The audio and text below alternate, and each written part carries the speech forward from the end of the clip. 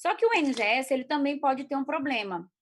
Grandes rearranjos, ou seja, grandes deleções ou grandes inserções no sequenciamento, ele pode não conseguir ler direito. É aí que entra o que a gente chama de MLPA. Bom, então, essa aqui é a informação que... Peraí, viu, gente? Eu tenho que tirar aqui 2 crianças aqui de lado. Princesinha, dá um beijo, manda assim, tchau, galera, mas eu tô dando aula. Leva essa pequena aí. Fecha aí a porta para mim. Vai dormir. Bom, então, vamos lá, voltando. Coisas de vida real, né, gente? Fazer o quê? Bom, então isso aqui é a informação quando o NGS passa, quando o sequenciador passa, ele vai fazer aquele mesmo jeitinho do Sanger, né? Só que agora não mais manual, e ele vai dar essas letrinhas todinhas. E aí vai para uma plataforma de bioinformática que vai dizer que isso aqui é isso aqui. Então, essa informação é que no gene do BRCA, eu tive aí uma deleção no 3.794. Tá? E girou essa proteína aqui, que a gente chama que é uma proteína que teve uma parada da sua leitura. Normalmente, esse FS chama frame shift. Normalmente, são proteínas defeituosas, chamadas truncadas ou ineficientes. Então, quando a gente vê uma variante com esse FS, normalmente são variantes de pior prognóstico. Bom, então o sequenciamento genético vai me dar essa informação. E essa informação é que eu vou saber se ela é uma variante patogênica, benigna ou simplesmente um abuso, tá? Para vocês entenderem o MLPA. O MLPA, na verdade, é uma amplificação de uma parte específica do gene. Como eu falei, no sequenciamento de NGS, você pode perder algumas grandes deleções ou grandes inserções, que a gente chama de rearranjos. E aí você fica prejudicado. Por exemplo, tem genes como, por exemplo, BRCA1, BRCA2, CHEK2, PALB2, são genes que podem ter grandes rearranjos.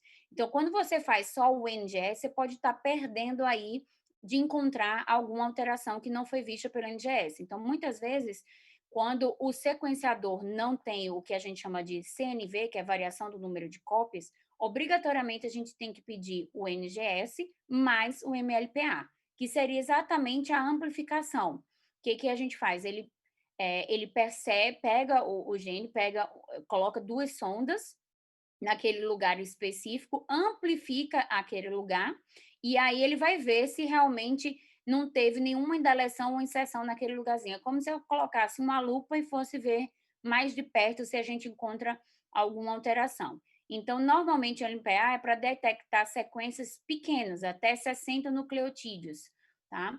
E identificar deleções e amplificações em um único exon, você pega um lugar específico. Hoje, os grandes painéis, o painel de Invita, do Fleury, agora o painel do Precision Oncoclínicas, né? Eles já vêm incorporado no NGS o CNV, que é variação do número de cópias, que é como se fosse a mesma coisa do MLPA. Então, ele sequencia o gene e percebe-se se naquele sequenciamento ele encontrou uma variação do número de cópias para mais ou para menos. Como é isso? Na hora de você sequenciar um gene, você tem normalmente, vamos dizer assim, é para você encontrar 200 formas daquela mesma forma. Quando você sequencia um lado, tem 400. No outro lado, você tem 200. É para ter mais ou menos aí 200. Opa, será que esse 400 é o quê? Tem uma inserção aí? Ou ao inverso, era para achar 400, você achou 200. Opa, será que houve uma grande deleção? Então, essa variação do número de cópias nos mostram que pode ter uma grande inserção ou grande deleção. Então, nos painéis atuais, os sequenciadores já vêm com CNVs, então eles observam essa variação do número de cópia e confirmam por MLPA. Antes, até um dos painéis do Fleury, eu ligava até quando ele descreve, vem com CNV, né? Variação do número de cópias. E aí eu liguei para eles, eu falei, bom, vocês me falaram que tem CNV, mas vocês confirmam com o MLPA se realmente esse CNV é uma inserção, uma deleção? E aí eles me confirmaram, não, a gente confirma, porque eles veem que tem uma variação do número, e aí com essa variação eles chegam lá no local, amplificam e descobrem o que é. Então, hoje a gente não precisa mais se preocupar, porque os grandes testes já vêm com esses CNVs. Se não vier, aí tem que fazer o NGS mais o MLPA do determinado gene. Tá? Quando a gente fala da ANS, por exemplo, os critérios da ANS, eles falam para sequenciar só o primeiro gene, né? O BRCA1 e 2. Então, quando você faz só o sequenciamento do gene, obrigatoriamente você tem que fazer o MLPA deles, tá? Principalmente esses genes que têm grandes rearranjos. Por isso que na ANS a gente vê sequenciar BRCA1 e BRCA2 mais MLPA. Se tiver negativo, aí eles autorizam fazer um painel genético, tá? Hoje, o valor de você sequenciar o BRCA1 e BRCA1 e depois fazer o MLPA de BRCA1 e BRCA2 sai mais caro do que se você fazer um painel estendido. O BRCA com MLPA gira em torno aí de 800 para cada gene, então vai virar quase 1.500, 1.600. Hoje você faz um painel de 138 genes no Fleury por 1.950, no in vitro deve estar uns 2.000, o Precision Medicine, que é os 104 genes agora da Oncoclinics, diminuiu, foi para 1.650, então você já pega um painel gigante com CNVs que você não precisa fazer MLPA. Então, custo-benefício realmente hoje em dia não vale a pena sequenciar genes únicos. Bom, e com aquela informação, como eu falei, a gente pode ter praticamente 5 desfechos, né? Uma variante patogênica, provavelmente patogênica, de significado incerto, provavelmente benigna ou benigna. E quem deve ser testado? Então, quando a gente falou naquelas aulas, na primeira aula, a gente viu os critérios, né, do NCCN, tem critérios da ANS, de quando a gente deve suspeitar que aquele paciente tem uma predisposição hereditária ao câncer e qual gene solicitar. Quando a gente olha numa família, o melhor candidato para ser testado é aquele que tem um câncer, tá? A não ser que ele esteja falecido. Mas, se não, o ideal é que a gente faça com o paciente que tem o câncer e principalmente o paciente mais jovem que tenha tido câncer, tá? Então, nesse caso aqui, por exemplo, essa paciente câncer de mama aos 39 e o outro câncer aos 45.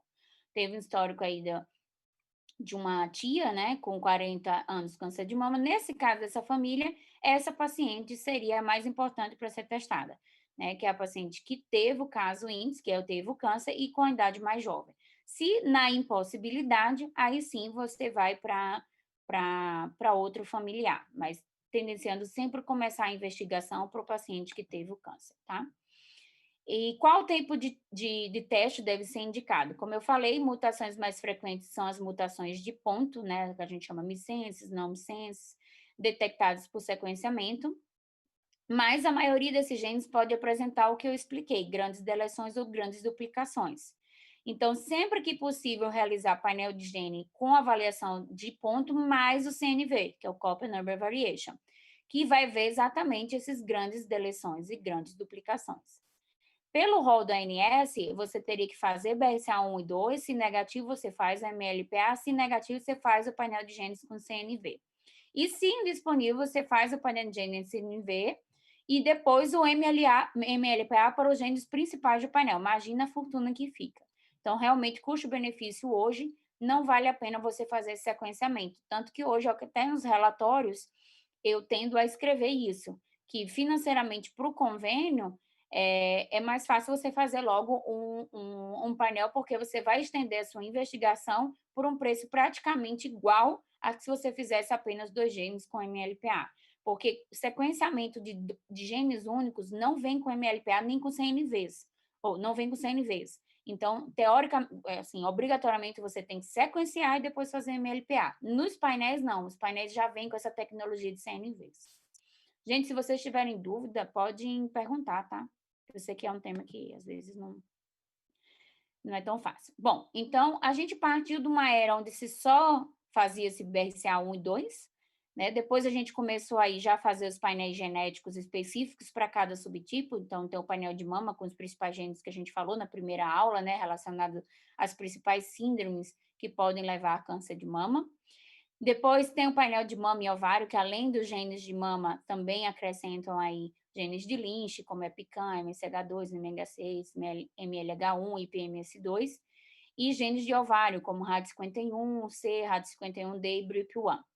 E tem aqueles painéis mais estendidos. A tendência hoje também está sendo de fazer painéis mais amplos, como eu falei, esse de 138 genes do Fleury, do 104 da Oncoclínicas, do Invita, que é em torno de 80, o Genômica, se eu não me engano, são 112, porque custo-benefício realmente está muito parecido. Então, o painel de mama e ovário girava em torno de 1.500, 1.600, hoje você faz um painel estendido por 1.650, 1.950. Então, às vezes, não vale muito mais a pena, vale a pena você fazer um painel maior, tá? Lembrando que quem lida com a parte de oncogenética, dependendo da situação, e aí eu não falo só de mama, mas quando você pega algum subtipo de câncer, ou melanoma, ou uma neoplasia endócrina múltipla, alguns outros tumores mais diferentezinhos, você tem que ver se esse painel incorpora aquele gene, tá?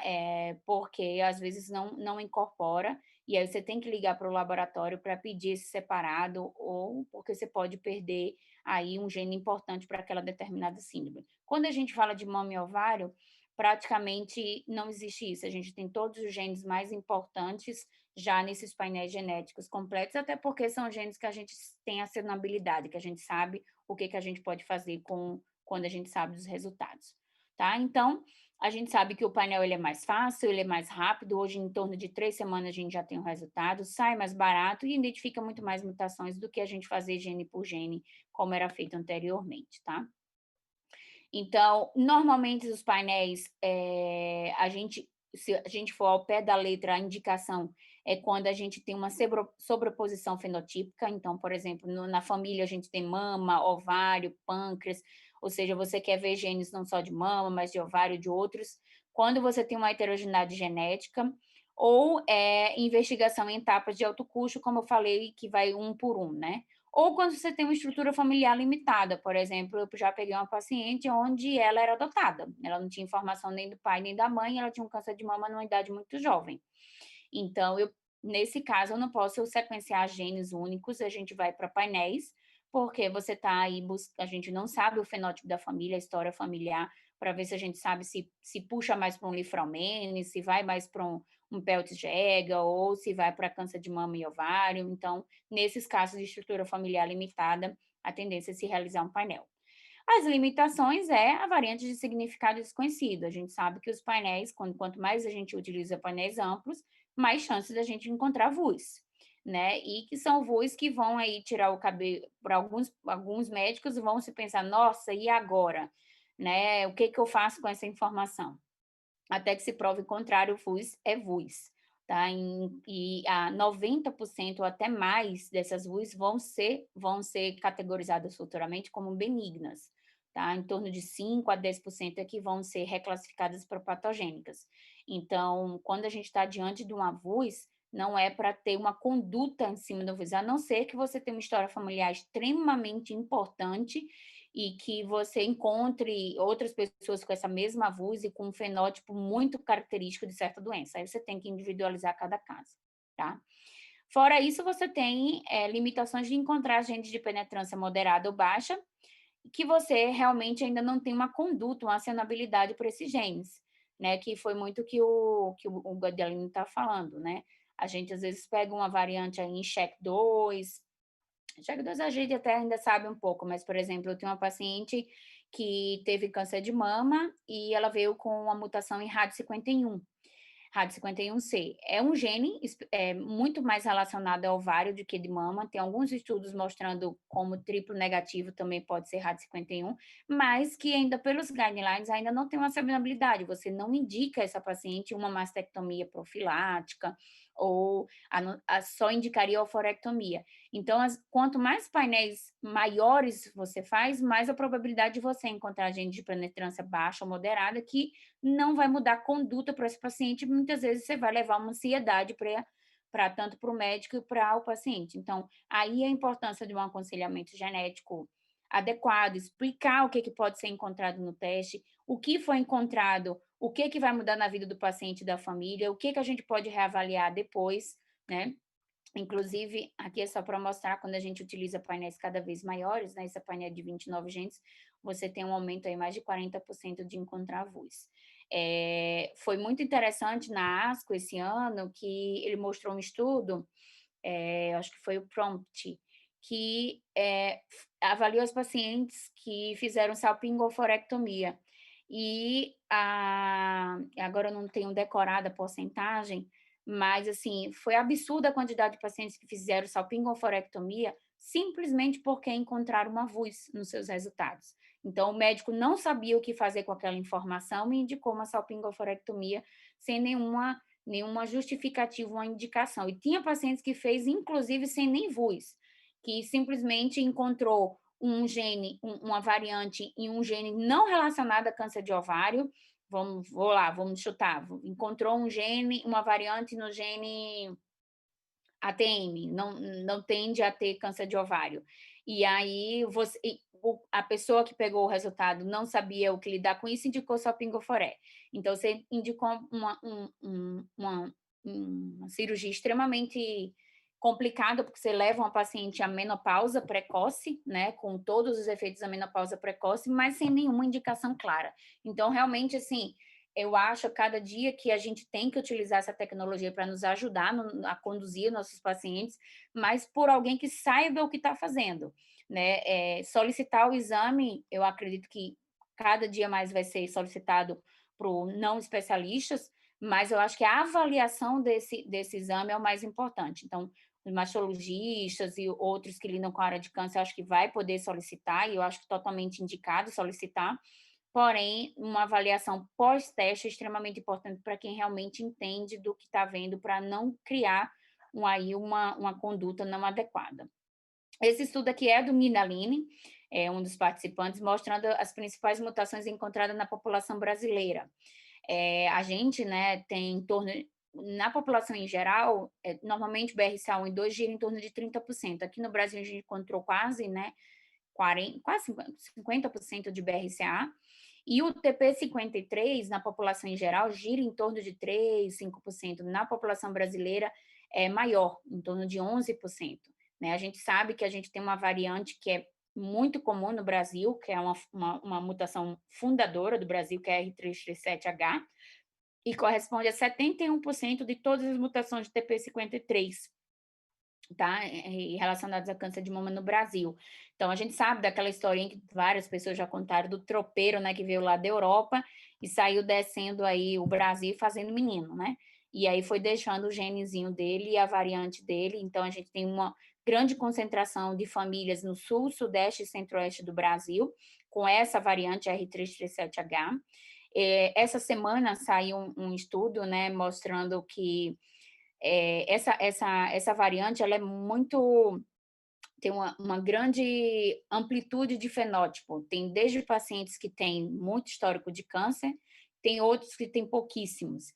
E eles começaram a estudar o que a mais além disso poderia influenciar. Então, eles encontraram, foi mostrado essa semana esse estudo, que tem um haplótipo chamado XAF1, que pacientes que têm essa mutação, essa variante R337K, mais esse haplótipo XAF1, ela leva um fenótipo pior, tende a ter tumores de pior prognóstico e tumores mais até de renais, adrenocorticais. Então, além dos pacientes terem essa mutação do TP53 que leva a liframine, essa mutação associada a esse haplótipo parece que confere um maior risco de uma doença pior, tá? E lembrar sempre, eu já vi casos de quando o paciente tem histórico na família de mutação do TP53, e aí quando vai testar os outros familiares, por essa ser a mutação mais comum na população brasileira, solicita essa mutação. E aí a gente já viu um caso assim do paciente ter TP53, e a filha vem negativo. Quando a gente foi olhar, tinham testado essa variante, mas a mãe não tinha essa variante, a mãe tinha outra variante TP53. Então, assim, ter esse cuidado, não é porque a mutação é a mais comum no Brasil que só existe ela, né? Existem outras mutações de TP53 e quando solicitar o exame, não ter esse cuidado de não pedir, tem que pedir exatamente o que é, se é a fundadora, ou se não, você tem que escrever qual é aquela letrinhas lá que eu mostrei no teste genético, que é o que explica o que é a mutação, tá?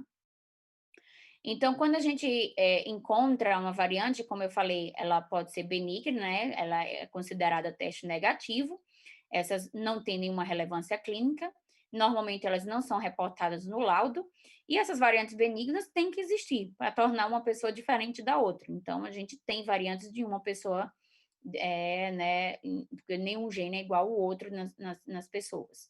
Né? A patogênica é o que a gente, quando um gene mutado não é funcionante, ou seja, ele produz uma proteína não funcionante ou deficiente, e existe diferenças, né? Quanto mais perto essa mutação, mais inicial do gene, normalmente confere um pior prognóstico, porque o gene inteiro praticamente não funciona. Eu tenho uma paciente assim, BRCA2 mutada, onde no nucleotídeo 300 e pouco ela teve um códon de parada e não lê mais o gene nenhum. E ela teve um câncer de mama agora aos 28 anos com BRCA2 mutado. Então, dependendo do local onde ocorre a mutação dentro do gene, as pacientes podem ter um pior prognóstico, porque aí, quanto mais no início do gene, o gene é completamente defeituoso e vai produzir uma proteína completamente defeituosa, né? Então, é muito mais fácil ela ter um segundo evento, que a gente chama, né, aquele evento de Knudsen, e produzir o câncer, tá? Quando a gente tem uma variante patogênica, então a gente tem as medidas personalizadas de manejo clínico e cirúrgico a depender do gene. Quando é gene de alta penetrância, como eu expliquei na primeira aula, a gente já tem muito clara a acionabilidade para esses genes. A gente sabe o que fazer com eles. Então, eu vou indicar adenomastel, vou indicar salpingoforel, vou indicar colonoscopia, vou indicar endoscopia, ou gastrectomia profilática, dependendo do gene. Mas quando a gente lida com um gene de moderada penetrância, a gente tem que ver o fenótipo da família, a história familiar, se for muito prevalente, muitas vezes a gente pode indicar. E se for de baixa penetrância, normalmente a gente não tende a indicar nada, porque a gente ainda não tem nenhum guideline baseado em evidência para dizer o que a gente deve fazer.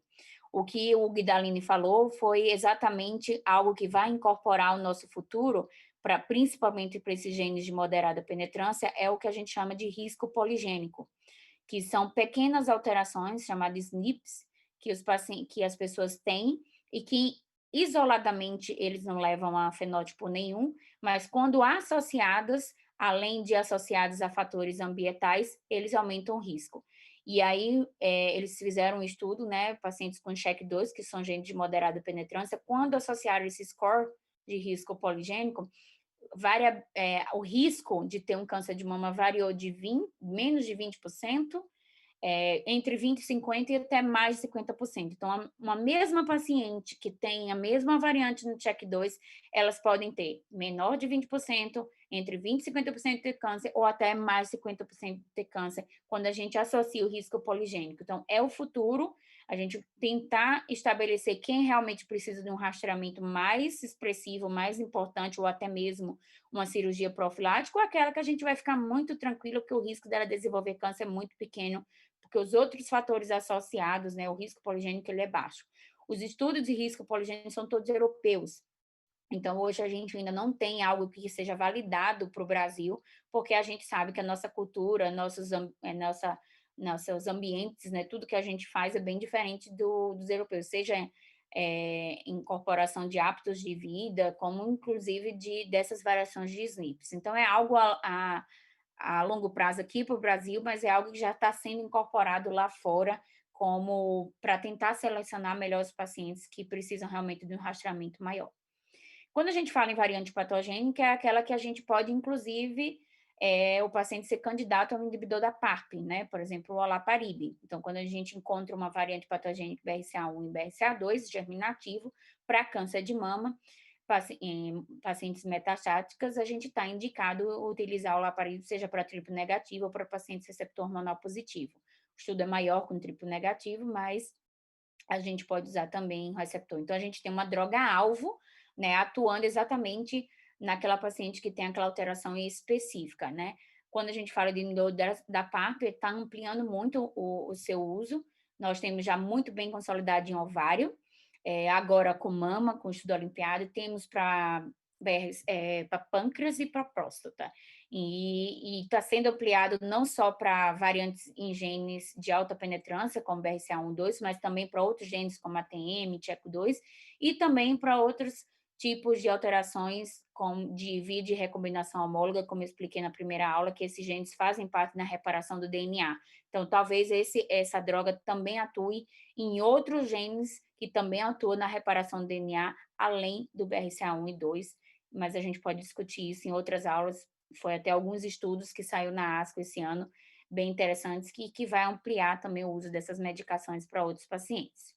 E temos a VUS, né, como que é o variado de significado incerto, que o conjunto de evidências científicas ainda não permite concluir se essa variante aumenta ou não o risco. É aquela que realmente ainda, ou ela é uma VUS porque ainda está muito pouco documentada, então existem os bancos de dados onde são colocadas variantes, o maior banco de dados chama ClinVar, então a gente coloca a variante lá e descobre, né, vê quantas vezes já foi reportado. Então, quando a gente encontra uma variante que praticamente não foi reportada, ou que não tem histórico, a gente ainda não sabe o que ela é, se ela é do mal ou é do bem. Então, ela muitas vezes passa por um tempo como VUS. Aí, ao longo do tempo, vai se encontrando mais pacientes com aquela variante. E aí vai fazendo, existe todo um score de pontuação, de bonzinho e de malzinho. Então,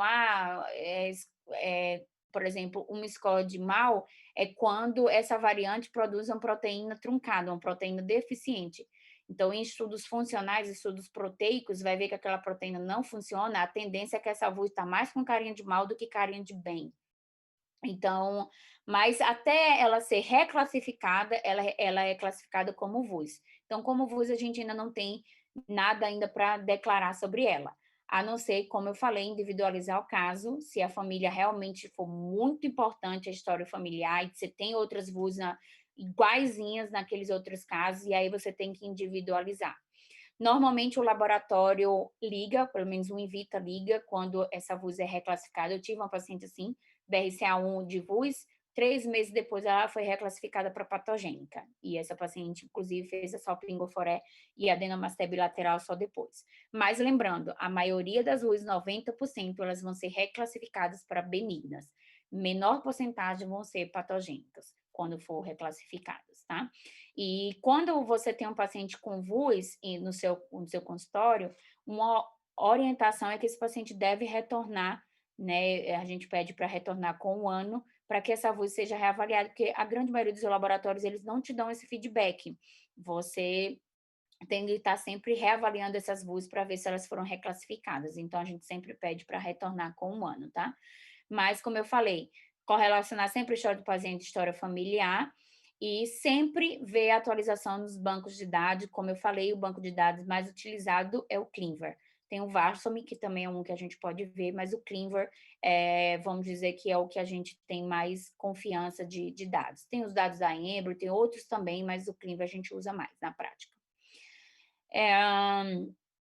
Isso aqui só para falar que quando a gente utiliza painéis maiores, você pode mudar a conduta, né? Nesse estudo aqui, 10,6% levaram a mudança no rastreamento, porque foi encontrado 11,4% de mutações potencialmente patogênicas em outros genes, quando você faz um painel mais estendido, do que se a gente só fizesse os painéis com BRCA ou menores. Esse estudo, a gente já viu várias vezes, né, que foi um estudo que utilizou o Invita e comparou pacientes que tinham critérios de NCCN versus pacientes que não tinham critérios de NCCN para fazer o teste genético, e fizeram painéis menores e painéis maiores, com 11 genes e com 80 genes.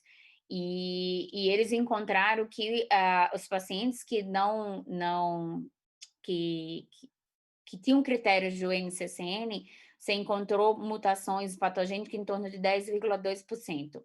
E nos pacientes que não tinham critérios, ou seja, se você não indicasse uma testagem genética, porque ele não tem critério, mas ele fez a testagem e encontrou em 8,6%. E essa diferença foi não significativa. Então, uma pergunta que a gente faz é, será que a gente tem que seguir esses critérios, então, para testar, ou testar todo mundo que tem câncer de mama? Porque se parece que ter critério ou não ter critério não fez diferença na encontrar variantes patogênicas. Se esses pacientes, por exemplo, não fossem submetidos a teste genético, você estaria perdendo aí 8,6%, né? No estudo saiu mais de 40% de perda de pacientes de algum gene que poderia ter alguma acionabilidade. Então, foi um estudo que levantou uma hipótese, né? Será que a gente tem que testar todo mundo a partir de agora, com painéis mais estendidos?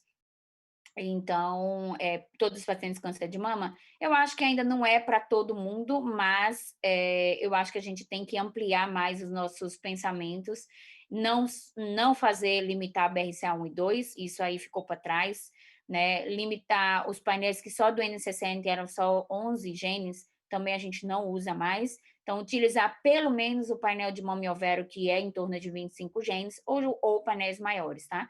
Então, esse estudo mostrou que aproximadamente 45% dos pacientes com câncer de mama com variantes clinicamente acionáveis estavam sendo perdidos, porque eles restringiam ao teste apenas aqueles que tinham critérios do NCCN, tá? E eles levantaram a hipótese que todos deveriam sim testar. Mas isso é uma discussão aí que a gente tem que realmente levar para frente, né? Eu acho que não todos, mas a grande maioria dos pacientes com câncer de mama, a gente tem que ampliar realmente essa testagem, porque vai ter implicações para os pacientes. E aí saiu esse guideline que é do grupo de cirurgiões, né?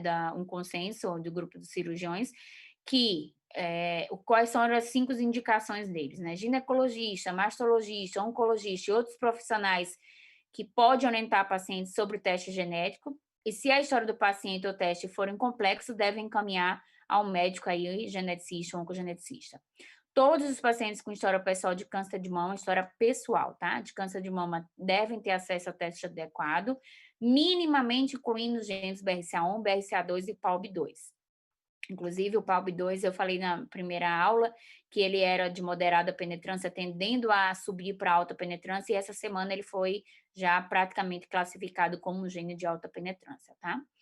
A variante patogênica pode influenciar a estratégia de tratamento local e sistêmica, a gente vai ver um pouquinho mais para frente. Pacientes cuja análise germinativa de BRCA1 e 2 forem negativo, caso não conheça a variante patogênica sendo segregada na família, ou seja encontrada na família, também tem que se beneficiar do teste. E se esses exames foram realizados antes de 2014, esses pacientes têm que ser retestados. A gente vê muito realmente testes feitos antes de 2014 vendo negativos, e quando a gente retesta agora, eles vêm positivos, porque realmente existe uma maior tecnologia nos sequenciadores de agora, né? A gente estava 12% dos pacientes com testes de 2014 são falso negativos. Quando não for possível testar o parente que teve câncer primeiro, né? Os membros assintomáticos dessa família que atendam aos critérios podem ser testados desde que receba aconselhamento genético pré-teste, que é aquilo que eu falei anteriormente, né? Às vezes você não consegue testar o paciente porque ele já morreu, você pode testar a filha que quer saber, mas desde que você oriente o que a gente pode encontrar, seja de positivo, seja de negativo. E considerar sempre painéis multigênicos quando a gente não tem uma história familiar certa, principalmente quando a gente fala aí de adoção ou incerteza dos tipos de câncer na família, ou quando o fenótipo da família incorpora mais de uma síndrome, né? O paciente tem casos de parece Lynch, mas também tem casos de mama e ovário, então você tem que fazer um painel maior que incorpore genes das duas síndromes. Variantes de significado incerto são consideradas inconclusivas e a conduta deve se basear nos riscos individuais do paciente e não no resultado na VUS. Então, esses foram o guideline de consenso dos cirurgiões de testagem genética, e a gente tem uma tendência aí de seguir esse guideline. Então, o que deve saber para se solicitar um teste? Para que solicitar? O que eu quero encontrar, né, nesse paciente? Para quem é o paciente? Por quê? Quando solicitar? Qual teste solicitar? Sempre lembrar da qualidade do teste, né? Como eu falei na primeira aula, tem que ser um teste que tenha uma alta profundidade, que consiga ver o gene 100%. Então, tem alguns testes que eles falam assim, 80% do gene foi visto. Não tá bom. Eu preciso que seja 99,9% ou 5% do gene seja coberto. Porque se 80% só do gene foi coberto, 20% foi perdido. Então, quando a gente olha cobertura e profundidade, a gente tem que ter um teste que veja os genes pelo menos 99,9%, ou seja, veja o gene por completo. E quando a gente fala profundidade é que o sequenciador passe pelo menos 20 vezes. Os melhores testes passam em torno de 200, 300 vezes o mesmo localzinho, tá? Mas eu já peguei teste de ver só 10 vezes, ou seja, quando você compara um teste que passou 10 vezes no mesmo local, um outro que passou 200 vezes, qual é a probabilidade de o 200 vezes encontrar e o do 10 não encontrar? Muito maior. Então, sempre saber qual é o teste, a qualidade do teste, porque não adianta, às vezes você pega um paciente que fez um teste, gastou um dinheiro, e quando você olha, você vê que a qualidade do teste é ruim. Ou seja, talvez aquele paciente não é negativo, ele está ali como falso negativo, ele vai ficar muito tranquilo porque não encontrou nada, e mais para frente aparece um câncer e ele não sabe por quê. Tá? Então, sempre avaliar a qualidade do teste, interpretar esse resultado e como eu vou utilizar esse resultado na prática clínica, qual vai ser o meu manejo em relação a esse paciente. Tá? Isso porque leva um impacto tanto para pacientes, familiares e médicos. Esse finalzinho da aula da estratégia de prevenção, eu já tinha falado para o Mauro, eu vou só pincelar rapidinho, porque depois eu posso marcar um outro dia de aula só para a parte de mama, tá? De a gente discutir cirurgia contralateral, adenomasté, mas em geral já está acabando a aula.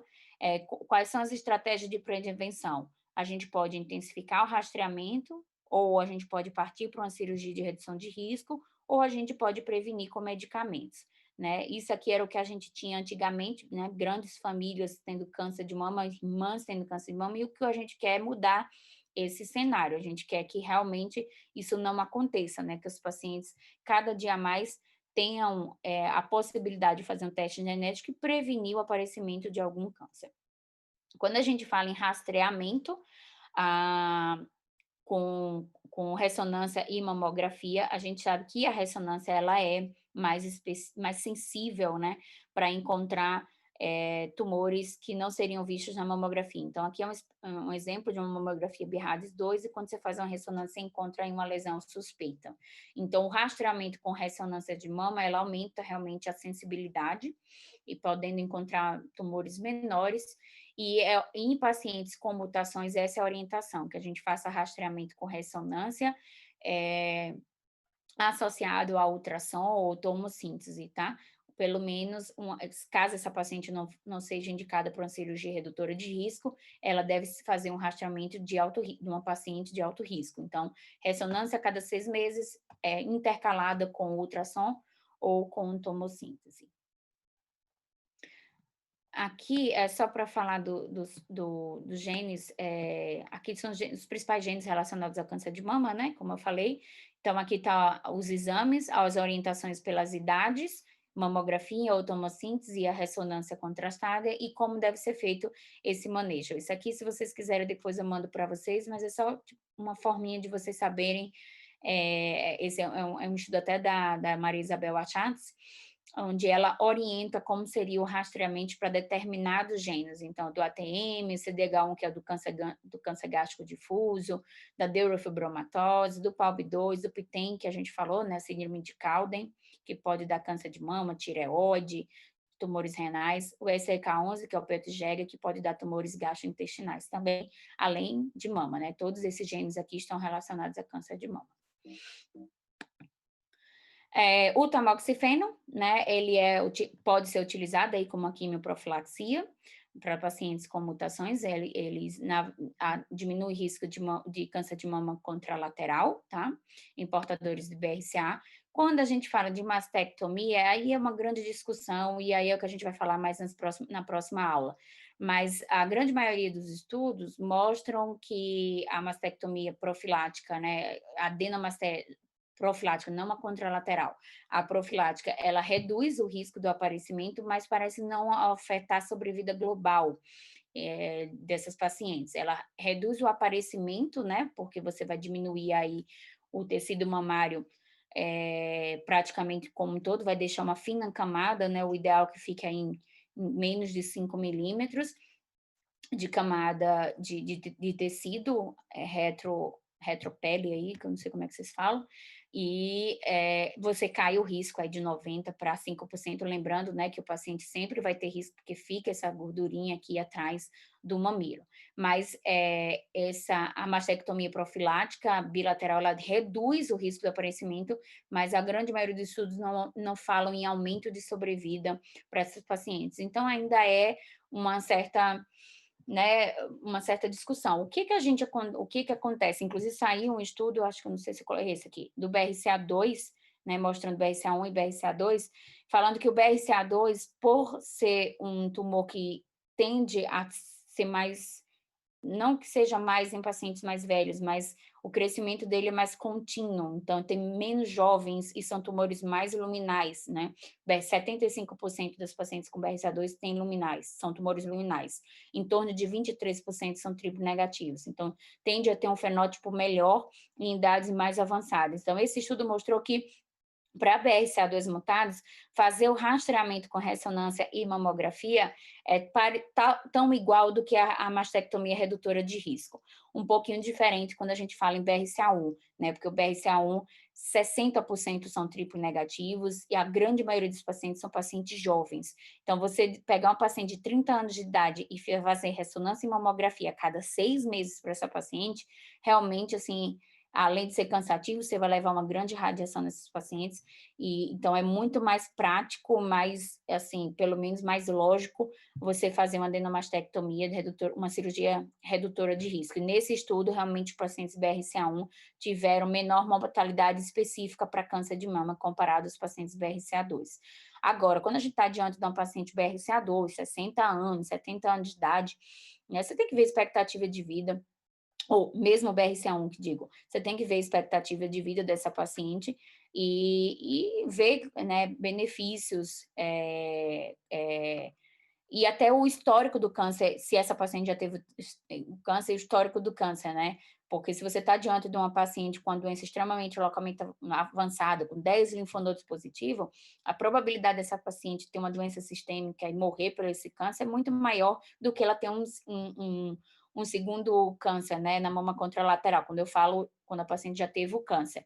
Porque, por exemplo, pacientes BRCA1 e 2 mutadas, quando tem câncer, a probabilidade de ter um câncer na mama contralateral gira em torno de 40%. Ela cai muito, né? Ter o primeiro câncer em torno de 80% ao longo da sua vida, e ter um segundo câncer na mama contralateral cai para 40%. Ainda é alto, mas ele cai bem. Então, você tem que realmente pesar se essa paciente vai fazer uma adenomastectomia profilática.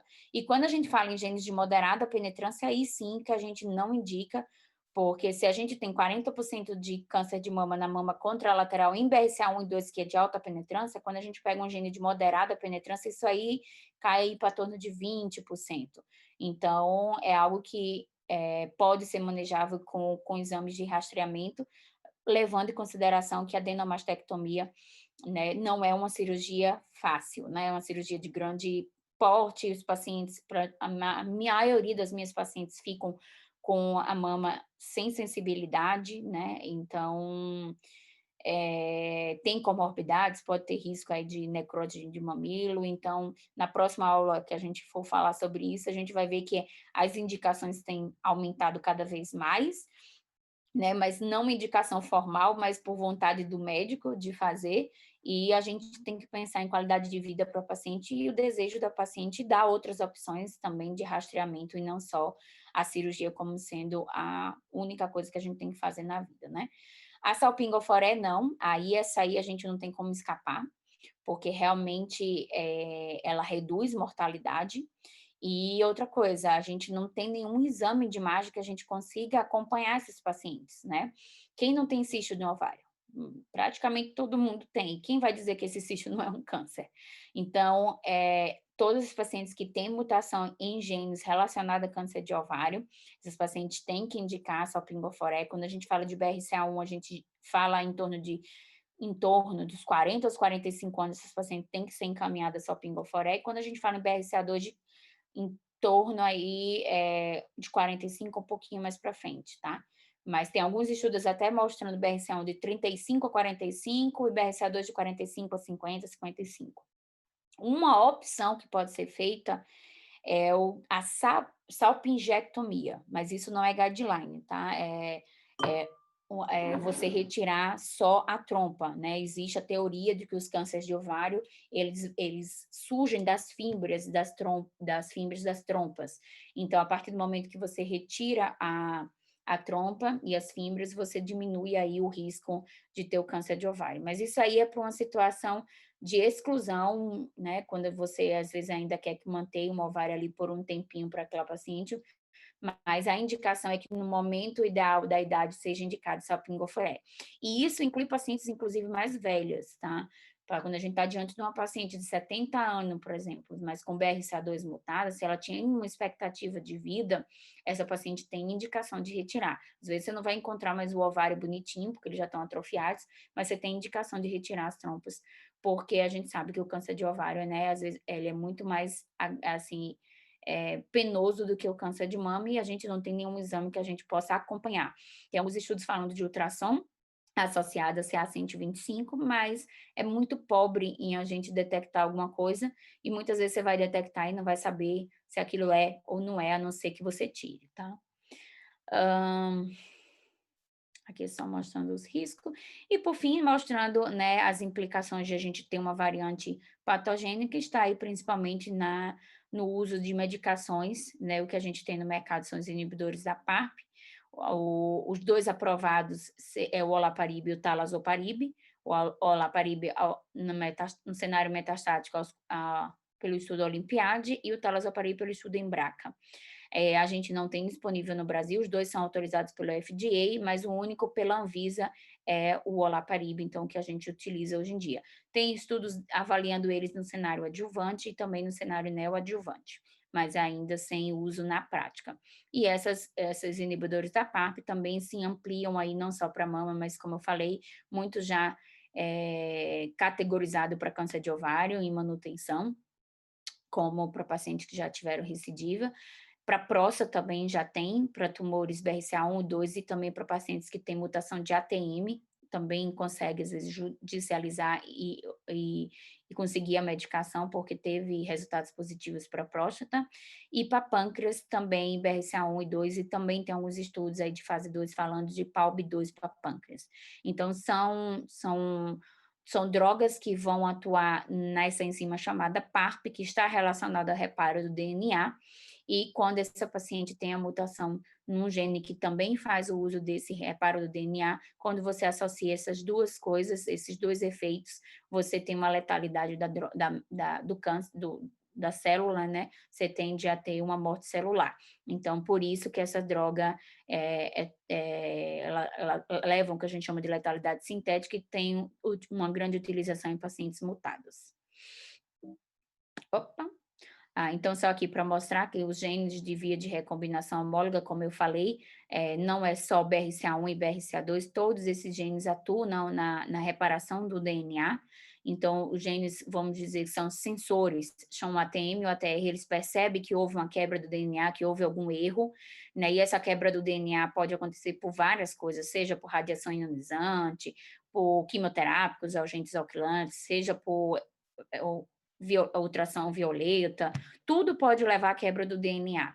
E quando normalmente você tem a quebra de fita simples, e quando a gente tem a PARP defeituosa e não consegue reparar essa fita simples, ocorre uma instabilidade genômica e ocorre a quebra de fita dupla, e com essa quebra de fita dupla, a única forma de reparar essa fita dupla é por esses genes de reparação do DNA.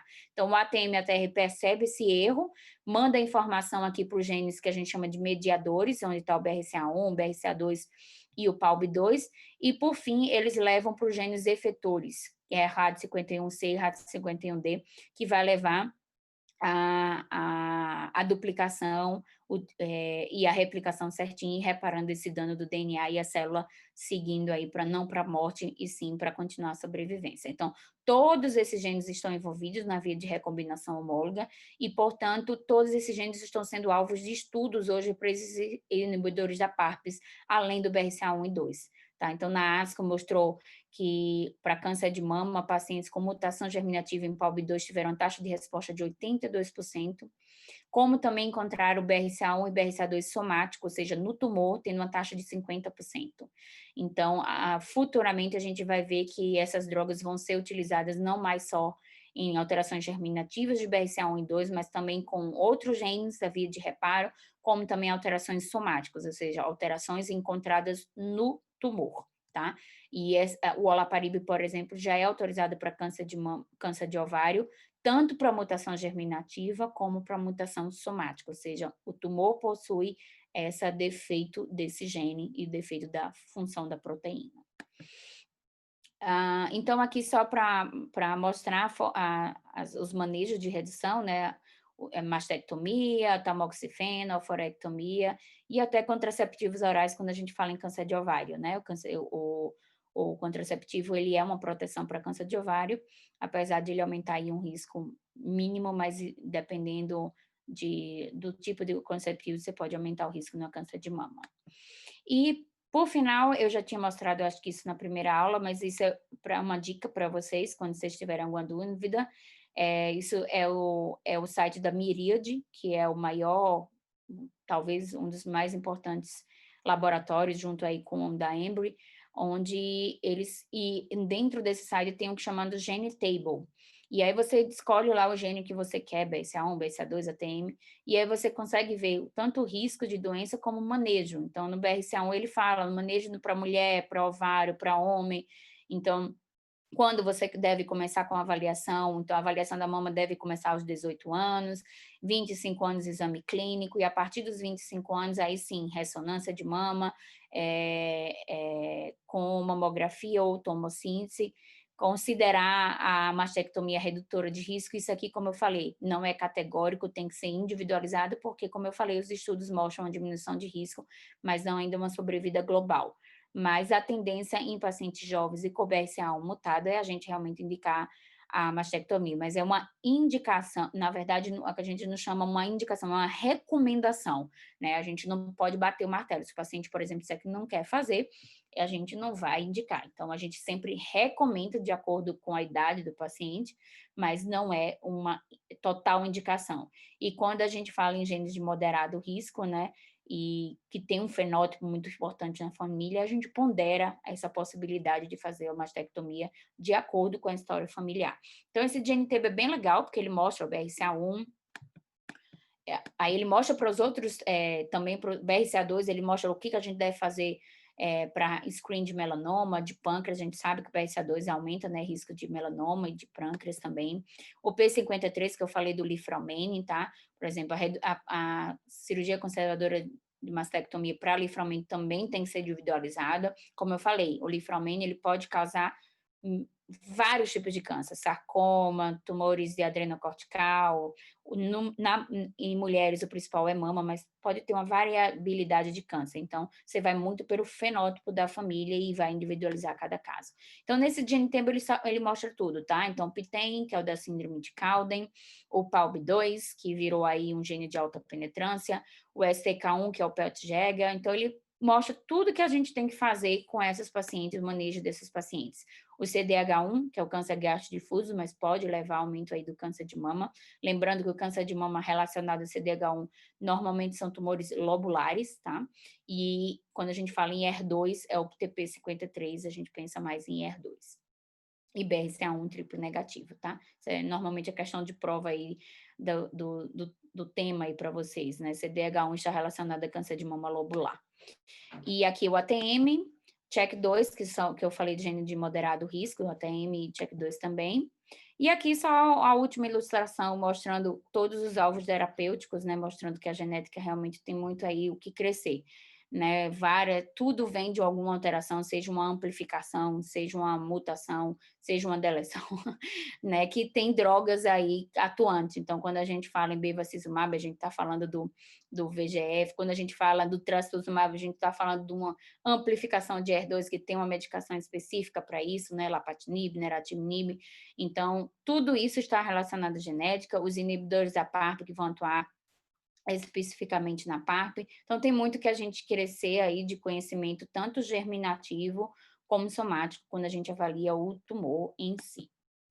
Então, a solicitação de um exame genético exige que o mastologista, oncologista ou geneticista defina o paciente e a família que pode se beneficiar do exame, definir o painel a ser solicitado, conhecer o laboratório que vai utilizar, que vai fazer o exame, a tecnologia utilizada e a mais apropriada. Então, dá preferência, como aquele eu falei, dos laboratórios que já têm CNVs e que e tem uma boa cobertura e uma boa profundidade